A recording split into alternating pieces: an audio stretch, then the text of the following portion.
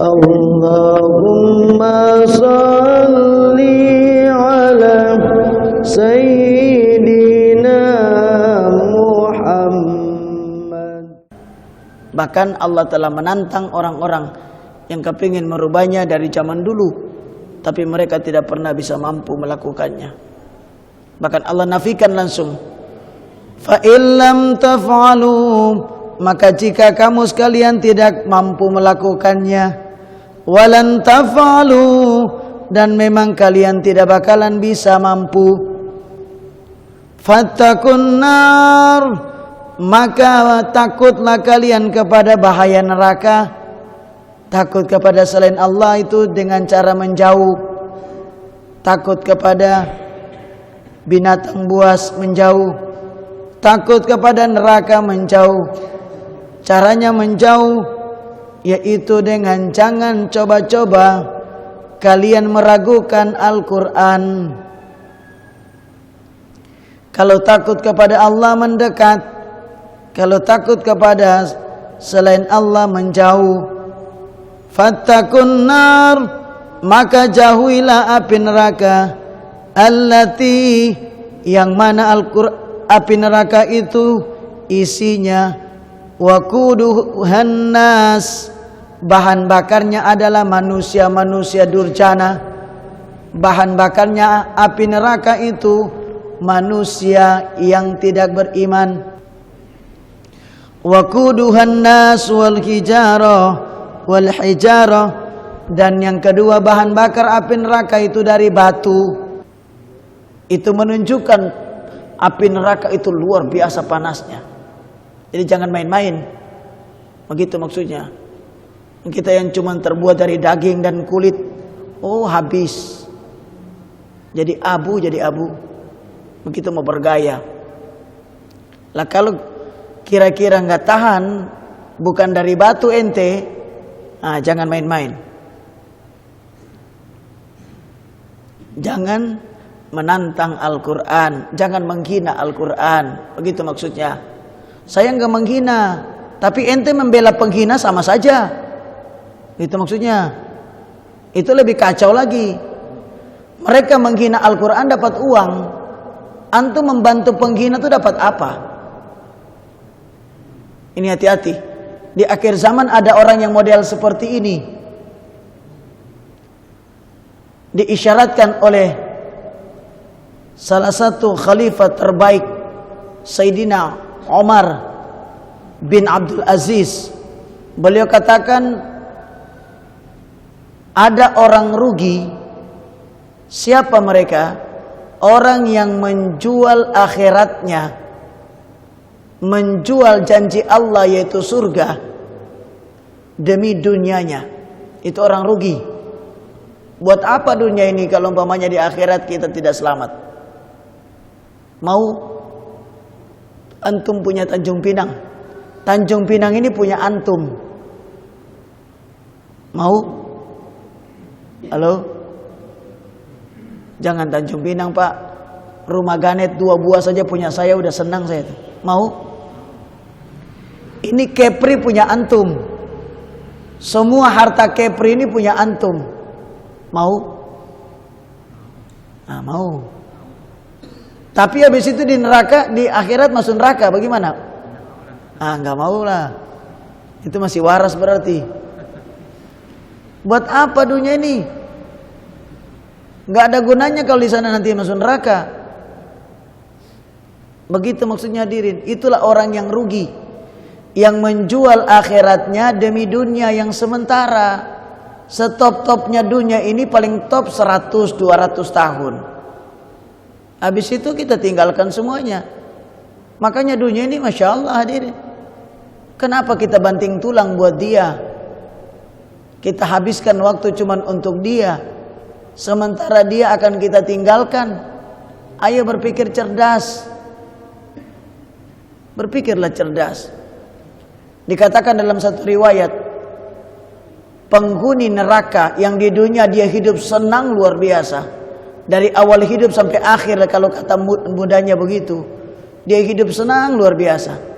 Tapi ketika di akhirat dia mau dimasukkan ke dalam neraka, baru dicelupkan saja. cek cek, gitu. Lalu ditanya, gimana? Pernahkah kau hidup senang di muka bumi? Dia katakan, aku nggak pernah tahu apa itu senang. Jadi orang kalau sudah lihat neraka, senang itu hilang.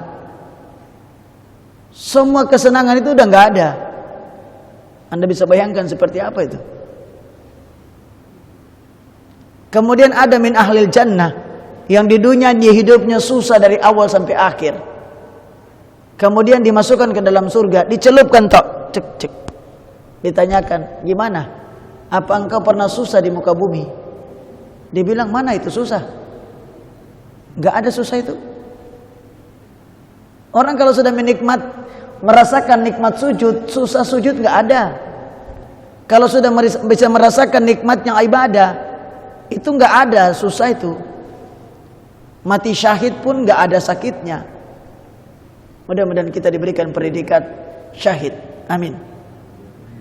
Orang yang mati syahid itu bukan saja menyelamatkan dirinya, bahkan dia mampu diberikan kekuasaan bisa menyelamatkan keluarganya 70 orang. Amin.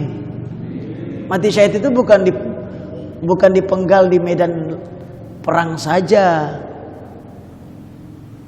Jadi jangan berharap begitu toh. Ya predikat syahid, matinya biasa mungkin, tapi predikat syahid. Di antaranya orang yang merindukan mati syahid. Sayyid Muhammad bin Alawi bin Abbas Al-Maliki Al-Hasani. Beliau di pintu rumahnya begini, beliau memajang samurai pedang. Ditanyakan, Bib, untuk apa itu? Saya berniat menjadi pasukannya Imam Mahdi di akhir zaman. Jadi kalian beli perang, beli pedang. Buat apa? Motong kelapa. Ini zaman ini mau ke sana nih. Dunia ini trennya akan ke sana. Peperangan itu nggak bisa dihindari. Kalau gaya hidup seperti begini modelnya, yang kaya semakin kaya, rakus. Ini peperangan bisa terjadi. Cuman kita nggak boleh cari perang. Tapi kalau perang datang, jangan lari. Ini bicara masalah Sayyid Muhammad bin Alawi bin Abbas Al-Maliki. Siapa orang yang menyimpan pedang di rumahnya dengan niat untuk membantu perjuangan Imam Mahdi, matinya nanti mati syahid. Amin. Itu niat. Innamal a'malu bin niyah. Sebuah amal itu tergantung niat. Bahkan Nabi menyampaikan an-niyatul mu'minun khairu min amalihi.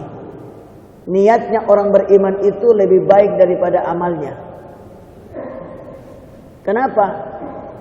Baru niat sudah sampai. Niat yang bagus-bagus. Niat naik haji. Gak bisa naik haji, sudah dicatat naik haji. Niat hafal Quran. Bahkan guru mulia menyampaikan, siapa orang yang tidak pernah berencana berniat menghafal Quran, maka matinya bisa dalam keadaan jahiliyah. Berniat, berharap. Mungkin kalau apes-apesnya kita nggak jadi, ada anak kita. Amin. Kalau bukan anak kita, cucu. Kalau bukan cucu, cicit. Kalau bukan lagi, maka dia akan meninggal nanti, dibangkitkan, dikumpulkan bersama ahli Al-Quran. Amin. Itu kekuatan niat itu. Jadi niat itu udah nyampe, walaupun belum dilakukan. Baru berniat saja sudah dapat pahala 1. Dikerjakan dapat 10. Dikerjakan di malam Jumat, hari Jumat, itu pahalanya lain lagi tuh. Dilakukan di depan Ka'bah, lain lagi itu. Itulah umat Nabi Muhammad betul-betul diberikan bonus. Umurnya kecil, pahalanya besar. Ini orang yang rugi. Orang yang menjual harta akhiratnya demi harta dunia. Tapi ada orang yang 2 kali lebih rugi. Siapa dia? Dia yang menjual akhiratnya demi dunia orang lain. Mereka bunuh orang dapat uang. Mereka menghina Al-Quran dapat uang. Jangan pikir mereka yang menghina Islam itu nggak dapat uang, itu dapat itu. Itu pesanan. Lah kalian membantu penghina Al-Quran dapat apa? Itu maksudnya. Itu kan rugi 2 kali. Udah nggak ikut membunuh, tapi membela pembunuh. Mereka membunuh dapat uang mungkin. Antum dapat apa? Inilah orang-orang yang sekarang ini gagal paham. Jadi jangan membela orang-orang jahat. Jangan membela orang-orang yang menghina Al-Quran. Kasihan, apes hidup kalau begitu. Udah nggak dapat apa-apa, rugi 2 kali. Dunia rugi, akhirat rugi. Kapan senangnya? Ayo berpikir cerdas. Jangan mendukung orang-orang jahat. Karena kita bisa menjadi orang jahat. Al-Habib Zain bin Ibrahim bin Zain bin Smait, beliau katakan, jangan pernah kalian mencintai, memilih, apalagi membela orang-orang jahat. Karena walaupun kalian sholatnya 1000 rakaat per malam, kalian naik haji berulang kali, kalian puasa setiap hari, tapi kalau kalian membela, kalian mencintai, kalian memilih orang-orang jahat, kalian akan berada di dalam neraka. Karena kenapa? Orang jahat ada di sana. Al-mar'u ma'a man ahab. Seseorang itu akan dikumpulkan dengan yang dia cintai. Hati-hati dengan hati. Jangan sembarang meletakkan hati agar kalian tidak sakit hati. Ini hidup akhir zaman, bukan urusan main-main. Ini kan urusan politik, gak ada hubungannya dengan agama. Otakmu yang error. Kau pikir kehidupan ini terlepas dari agama? Agama yang mana yang kalian maksudkan? Kalau agama Islam gak ada yang terputus yang tidak berhubungan dengan Islam. Makanya satu-satunya agama yang tidak bisa dipisahkan daripada kehidupan bernegara, berbangsa, cuman agama Islam. Karena agama Islam mengajarkan semua hal. Sampai urusan tusuk gigi saja diajarkan itu. Karena memang kemampuan untuk mengatur kehidupan ini nggak ada pada agama lain. Kita kasih contoh saja. Satu-satunya konsepsi kehidupan atau Al-Quran, satu-satunya aturan agama yang berbicara masalah ilmu waris mewaris, cuman Islam. Nggak ada agama apapun yang berbicara masalah per, 1/2, 1/4, 1/8, itu nggak ada. Cuman Islam ini. Jadi Islam ini memang terdepan. Jadi kalau ada ustadz, walaupun ustadz kalau mengatakan jangan bawa agama dalam politik, itu ustadz yang sudah kemakan uang haram. Ya dibawalah. Yang penting jangan politik praktis. Jangan berpolitik kotor. Tapi ngajarin mereka tentang politik Islam harus. Apa itu politik Islam? Jangan pilih pemimpin pembohong. Jangan pilih pemimpin yang berkhianat. Jangan pilih pemimpin yang terlalu gila dunia, jauh dari ulama, begitu. Itulah politik Islam. Supaya kenapa?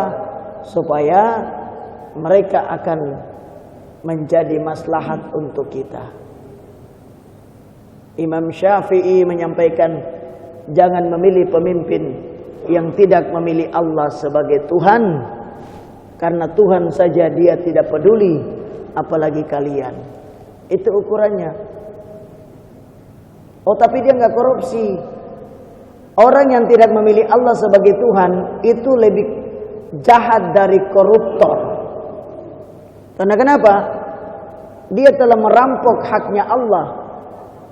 Kalau korupsi itu masih merampok uang rakyat. Tapi kalau kafir, musyrik itu merampok haknya Allah. Besar mana? Lalu uiddat lil kafirin, semua itu disediakan kepada orang-orang yang kafir. Mudah-mudahan